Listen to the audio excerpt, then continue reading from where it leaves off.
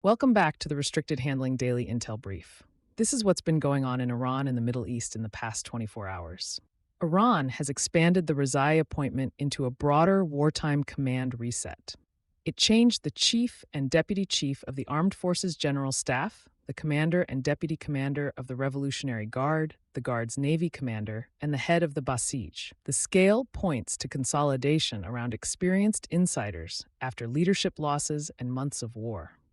Simultaneous handoffs may improve personal alignment, but they also create friction across organizations managing external operations and internal control. Two appointments deserve special attention. The new Guard Navy commander will help shape enforcement in the Strait of Hormuz, while the Basij leadership connects regime defense to domestic mobilization and coercion. Mohsen Rezaei remains the political anchor for that reset.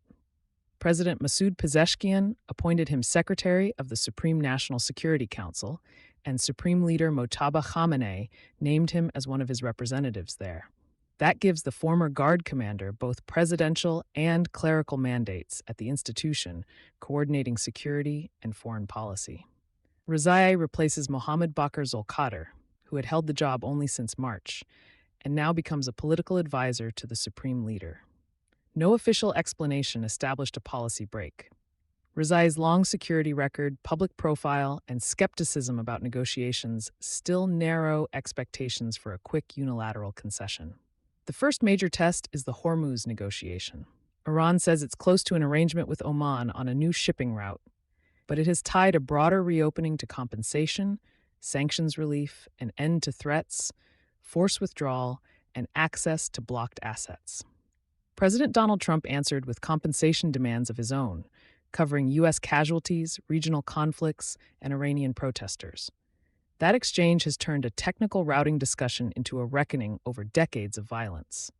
Trump even linked Iran to the attack on the USS Cole, which was carried out by al-Qaeda. A narrow lane coordinated through Oman may still be possible, but both governments have made concession more politically expensive. Rezaei's arrival lowers expectations that Tehran will separate maritime access from its wider demands without visible returns. Shipping behavior shows how far the situation remains from normal. Only 6 vessels crossed Hormuz on Monday, compared with a recent average near 11 and a pre-war norm around 130 to 140. Energy exports through the strait also fell sharply from the prior week. Oil prices climbed to their highest level since late July as hopes for an agreement faded. The market is reacting to sustained throughput loss, not just the possibility of one spectacular closure. Before the conflict, roughly 1/5 of daily global oil and liquefied natural gas supplies moved through Hormuz. Even a partial reopening has to be credible enough for ship owners, crews, and insurers. A signed map won't restore traffic if the water still looks like a missile range. That concern intensified with 2 new maritime incidents. A Panama-flagged container ship in the Gulf of Oman may have been hit by a missile about 71 nautical miles off Pakistan. The initial reporting didn't establish attribution or the full extent of damage.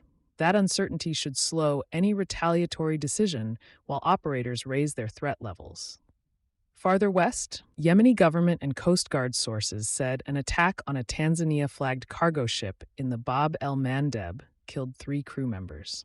They attributed the strike to the Houthis, although the group had not claimed it at the time. If confirmed, these would be the first shipboard deaths from a Houthi strike since the regional war expanded in February. The combined effect is more dangerous than either incident alone. Bab el-Mandeb traffic has fallen from its earlier norm, while Hormuz remains at a fraction of pre-war volume. Ships can take the long route around Africa to avoid the Red Sea, but there's no simple detour around Persian Gulf production and loading. Insurance, naval escorts, refinery schedules, and crew availability are now connected across 2 chokepoints. That creates a cumulative disruption model. Several limited incidents can maintain a large risk premium without any actor declaring a full regional blockade. Saudi Aramco has already delayed the restart of its Jazan refinery after Houthi attacks, while Gulf producers are pushing more barrels toward alternative outlets. Each adjustment buys resilience, but none restores the lost capacity or predictability of open sea lanes. Gaza adds another unresolved sequencing problem. The latest roadmap links Hamas disarmament with Israeli withdrawal, an international stabilization force, new Palestinian police, and a technocratic administration. Prime Minister Benjamin Netanyahu called the plan unacceptable and said Israel can't withdraw until Hamas is genuinely disarmed. Officials supporting the plan insist it remains active and that Israel won't be asked to take irreversible steps before verified action. The contradiction is built into the order of operations. Hamas has little incentive to surrender its weapons while Israeli forces remain. Israel fears that withdrawing first would leave the armed structure intact. A stabilization force can't bridge that gap without clear contributors, authority, and rules for confronting spoilers. The political framework may survive, but the implementation mechanism remains mostly theoretical. Iran's command consolidation and these external negotiations are now running on the same clock.